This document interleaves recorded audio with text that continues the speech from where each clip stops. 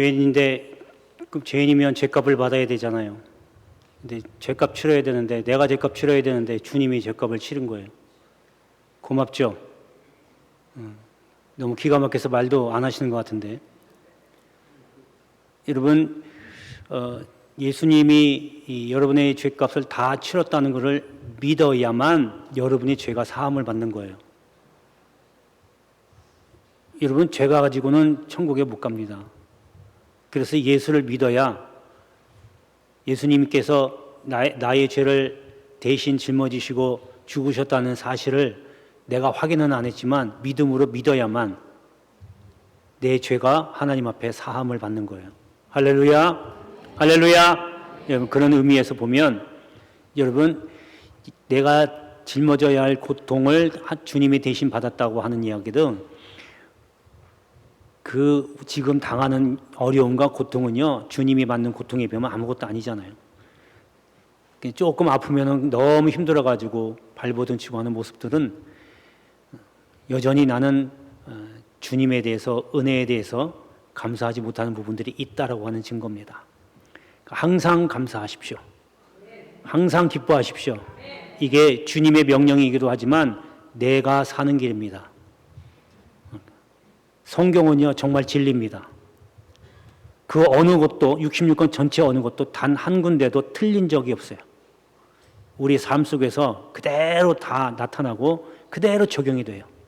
그러기에 성경은 여러분들이 재미있게 읽는 소설이나 교양책이나 와는 차원이 다른 하나님의 말씀인 줄 믿습니다. 할렐루야. 자, 오늘은 제대로 믿는 사람이라는 제목으로 말씀을 전하려고 하는데 저나 여러분들이나 지금 말세를 살아가고 있습니다. 어찌 보면 말세 중에서도 말세죠. 왜냐하면 이제 세상 끝이 다가오고 있기 때문에 그래요. 주님도 분명히 그랬거든요. 세상 끝이 오면 이런 징조가 일어날 것이다 하면서 마태복음 24장에 그 징조에 대해서 세상 끝이 올 때의 징조에 대해서 말씀을 하셨어요. 전쟁이 끊이지 않는데요. 여러분 지금 계속해서 지금 2년째 넘게 러시아하고 우크라이나하고 지금 전쟁하고 있잖아요. 이스라엘과 하마스도 아직 전쟁이 다 안 끝났습니다. 지금 매스컴에서 보도를 안 하고 있을 뿐이지 보도가 안 하니까 전쟁 다 끝났구나 생각하는데 아직도 전쟁 중입니다. 우리나라도 역시 지금 전쟁 중이잖아요. 쉬고 있을 뿐이죠. 전쟁이 끝난 게 아니에요. 중국과 미국이 지금 계속 무역 전쟁하고 있잖아요. 전쟁이 끊이지 않는데요. 더군다나 요 며칠 전에 지금 지난번에 일본에 강진 났던데 거기서 지금 진도 5.3인가 지진이 또 일어났대잖아요. 일본에서 지금 지진이 계속 일어나고 있고요. 우리나라도 지금 지진이 안 일어나다가 지금 빈번하게 지금 일어나고 있습니다. 진도 4 정도 되는 강진도 일어나요. 지진이 일어나고 기상 변화가 얼마나 심합니까 요즘. 우리 젊었을 때 살았을 때의 그 기상은요 지금 적용이 안 되는 것 같아요. 하루아침에 맑았다가 금방 어두워졌다가 비가 콱 쏟아졌다가 홍수같이 쏟아졌다가 또 언제 그랬냐는 듯이 맑아지고 기상이변이 일어나고 있어요. 더 심각한 건요 주님이 뭐라고 그랬냐면 이제 세상 끝날이 되면 사랑이 식어진대요. 부모가 지금 자식 죽이고 있잖아요. 자식은 부모를 고발하고 있고요. 가족 간에도 사랑이 없는 거예요. 화낼 필요 없어요. 주님이 다 예언하신 대로 지금 다 흘러가고 있으니까. 단지 그게 우리 가족이 아니기를 기도할 뿐이죠. 며칠 전에 강남에서 엄청나게 사람이 많이 다니잖아요. 강남역에는. 거기서 앙케이트 설문조사를 했어요. 왜 아이를 안 낳습니까? 젊은 여자들, 남자들을 다 물어봤어요. 대부분이 반 이상이 돈 때문에, 양육비 때문에, 더러는 내 시간이 없어서, 경력 단절 때문에 아이를 안 낳는다. 결혼을 해도 아이를 안 낳는다고 하는 사람도 되게 많더라고요. 그런데 그 중에 충격적인 말을 한 20대 후반 여성이 있었습니다. 아기도 남 아니냐? 왜 키우면 다 나중에 떨어져 나가니까 남이란 얘기죠. 그러니까 남한테 내 돈 쓸 필요 없다. 내 돈 내가 나를 위해서 쓰겠다. 그래서 아이를 안 낳는데요. 이런 충격적인 발언을 들었습니다.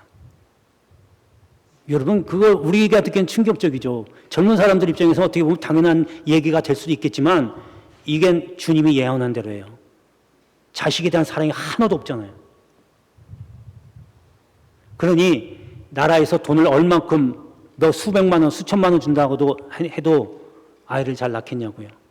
아이가 남인데 나하고 상관없는 애인데 그 아이를 위해서 내가 돈 쓸 필요 없다. 나를 위해서 쓰겠다고 하는 이 생각은요. 말세를 지금 치닫고 있는 바로 증상 중에 하나입니다. 그런데 분명히 주님은 뭐라고 했냐면 그게 온다고 해도 세상 끝이 아니라는 거죠. 세상 끝에는 주님이 복음이 전 지구에 있는 종족들에게 다 증거될 때 비로소 세상이 끝난답니다. 여러분, 근데 그 종족들이 얼마 안 남은 거 아세요? 얼마 안 남았어요. 손에 꼽을 정도예요. 그러니 이제 예수님 오실 때 다 됐다는 얘기죠. 그런데 중요한 거는요, 주님이 이 징조를 말씀하시면서 그러나 끝까지 견디는 자는 구원을 얻으리라. 끝까지 견디는 자는 천국 간다는 거예요. 뭘 견뎌요? 지금 여러분 이런 징조가, 이런 환란이, 사랑이 식어가는 이 시점이 여러분들의 믿음을 자꾸 흔들어 놓고 믿음을 지금 끌어내리는 거 있다는 거예요. 그래서 이렇게 해가지고 믿음 따는 사람이 있다는 얘기죠. 어려우니까, 힘드니까. 그래서 주님은 끝까지 믿음 지키는 자, 끝까지 견디는 자가 구원을 받겠다라고 하신 겁니다. 근데 더 중요한 건요, 믿는 사람들에게 이제 이 해당이 되겠지만, 제대로 믿어야 되는 거예요. 이단 사이비가 지금 판을 치고 있잖아요. 여러분, 이단 사이비가 판 치면, 제대로 믿네. 여러분, 그렇게 하실 거예요? 잘못 가고 있잖아요. 여러분, 부산 가려고 버스를 타면 부산으로 가야 되는데, 버스 잘못 타가지고 울산으로 가면 무슨 낭패예요? 그러니까 여러분, 제대로 믿는 거 감사하세요. 이단들 가서 자기가 이단이라고 얘기합니까? 모르잖아요. 자기가 울산행 버스를 탔는데도 부산 가는 줄 알고 잘못 알고 탈 때는 몰라요. 도착해보면 알죠. 똑같은 거예요. 이단 사이브도 자기가 잘못 가고 있는지 몰라요. 다 예수 인정하거든요. 근데 마지막에 심판대에 섰을 때 자기 이름 안 불리면 그때 결판 나는 거예요. 그러니 내가 주님 앞에 신앙생활 제대로 하는 게 얼마나 큰 복이고 감사한지 모릅니다. 할렐루야. 할렐루야. 자, 그러면 어떤 사람이 제대로 된 믿음, 이 제대로 된 믿음이 정말 중요하거든요. 구원과 연결되기 때문에 어떤 사람이 제대로 된 믿음을 가진 사람인지 오늘 말씀을 통해서 한번 살펴보겠습니다. 자, 첫 번째는 성령의 사람입니다. 하나님이 스룹바벨에게 성전 재건하라고 독려하면서 말씀을 주십니다. 스가랴 4장 6절에 보면 이는 힘으로 되지 아니하며 능력으로 되지 아니하며 오직 나의 영으로 되느니라. 그러니까 나의 영, 하나님의 영, 그 성령입니다. 성전을 짓는 것은 하나님의 일이잖아요. 그러니까 연결시켜보면 하나님의 일은 하나님의 영으로만 된다는 거예요. 이걸 포괄적으로 얘기하면 하나님의 일 곧 신앙생활입니다. 여러분들이 하는 신앙생활을 통해서 하나님이 일을 하시거든요. 그러니까 신앙생활은 내가 하는 게 아니라 성령이 하신다는 거예요. 여러분, 근데 성령의 사람이라고 해서 그냥 다 성령의 받으면 여러분 다 성령 받았어요. 예수님 나의 구주로 고백하지요. 할렐루야. 예수님 나의 구주로 고백하시잖아요. 그럼 성령을 받은 거예요. 근데 제가 말씀드리는 성령의 사람은 그런 성령의 사람이 아니라 주님이 말씀하신 대로 물과 성령으로 거듭난 사람, 이런 사람이 성령의 사람입니다. 그러니까 성령에 의해서 내가 끌려가는, 인도받는 성령의 사람으로서 성령의 인도함 받는 생활, 그렇게 사는 사람.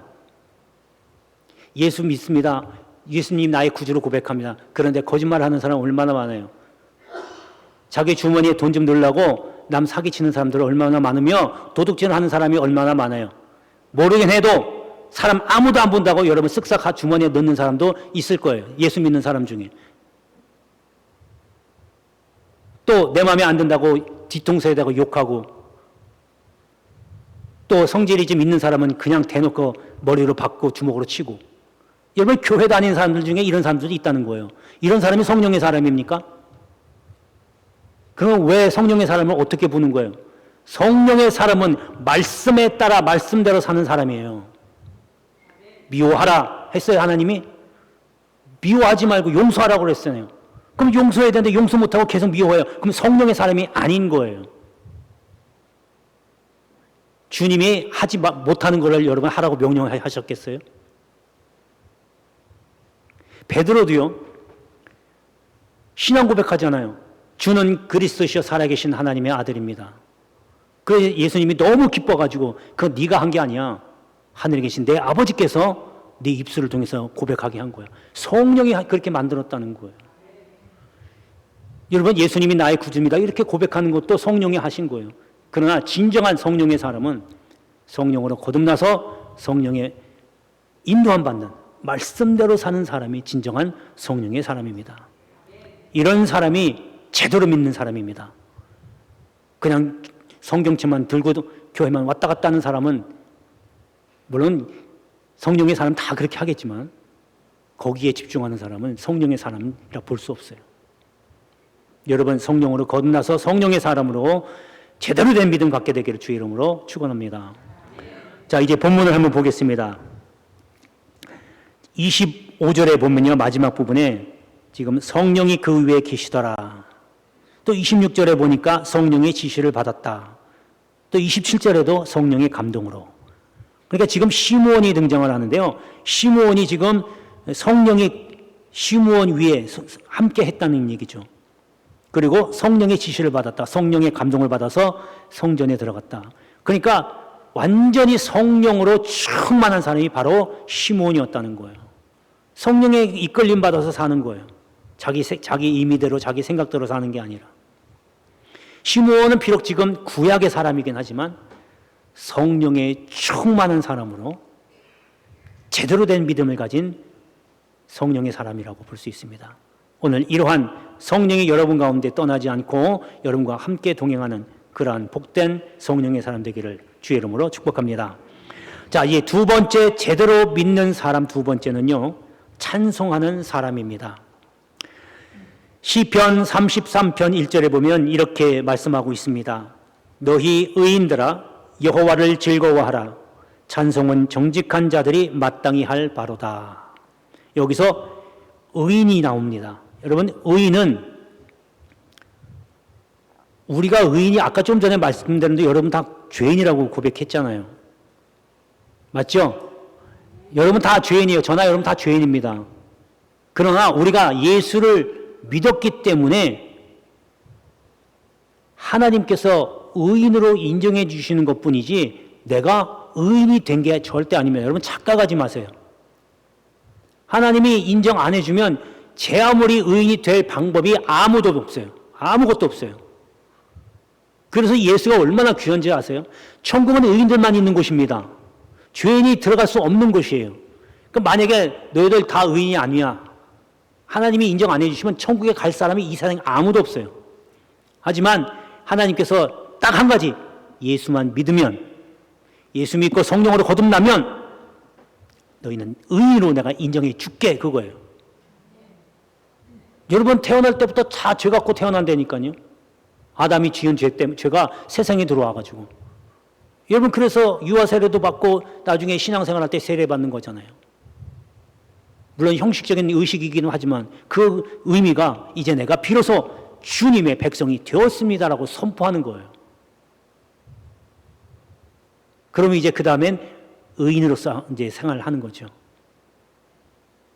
그런데 그 다음에 보니까요, 또 정직한 자라고 나옵니다. 정직한 자는 거짓말 안 하는 자잖아요. 속이지 않는 자잖아요. 그죠? 근데 성경 말씀에 보니까 10계명에 거짓 증거하지 말지니라. 거기다 또 남의 이웃의 물건을 탐내지 말라. 이건 정직한 자가 바로 그런 자입니다. 왜 거짓말을 하게 돼요? 남의 거를 자기 걸로 만들려고 욕심내니까. 그래서 그걸 어떻게든 가지려고 남들 유혹하고 속이는 거예요. 내 걸로 만들려고. 그러니까 그 거짓말에는 탐욕이라고 하는 것이 같이 따라다니는 거죠. 그래서 혹여 만약에 회개할 때에 여러분 거짓에 대한 회개만 할 게 아니라 그걸로 인해서 탐욕이 생긴 거. 탐욕에 대한 죄도 하나님 앞에 고백해야 되는 거예요. 그러니까 한 가지 죄를 딱 걸고서 하나님 앞에 고백하면 거기에 딸려있는 죄악들이 줄줄이 사탕처럼 나오는 거예요. 여러분 회개만 제대로 되면요. 한 가지 죄가 아니라 거기에 딸려있는 잔가지 죄악들이 쭉 딸려와요. 회개를 제대로 못하니까 여전히 그 죄가 남아있으니까 거짓말하면서 탐욕도 내고 또 그것뿐만 아니라 사람까지 이제 그것이 안 되면 나중에 이제 폭력까지 행사하는 거죠. 자기 뜻대로 안 된다고. 이렇게 자꾸 번지는 거예요. 한 가지 죄를 회개하면 줄줄이 사탕처럼 쭉 딸려오지만 한 가지 죄를 회개하지 않으면 줄줄이 사탕처럼 또 죄가 쫙 죄악의 열매를 맺는 거예요. 자, 아무튼 정직한 자는 바로 거짓말하지 않는 자. 그래서 그건 얘기는 뭐냐면 십계명을 지키는 자라는 얘기죠. 그 얘기 쓴즉 하나님의 말씀에 순종하는 사람, 이 사람이 곧 정직한 자다. 우리 세 번째가 뭐예요? 오른표에 세 번째, 정직한 자. 정직을 행하면 곧 그건 하나님 말씀에 순종한다는 뜻이거든요. 여러분 순종하면요 하나님이 복을 주시다고 성경에 얼마나 많이 적어놨어요. 복 달라고 애원복권 하지 마시고 내가 먼저 저 세 가지 정직하게 해보세요. 하나님 나 이거 너무 과분합니다 라고 할 정도로 그냥 엄청나게 부어주실 줄로 믿습니다. 할렐루야. 아멘. 크게 하셔야 돼요. 여러분 가지고 가셔야지. 자, 이제 본문을 한번 보겠습니다. 본문의 28절 보면요, 시몬이 아기를 안고 하나님을 찬송했다고 합니다. 시몬이 찬송을 했어요. 근데 거기 중요한 게 아기를 안았다. 아기 예수를 안았다는 거예요. 예수님 모시고 찬양하는 거, 이게 중요한 겁니다. 여러분 예수 안 믿는 사람들도 찬송가 반주가 어렵다긴 하더라고요.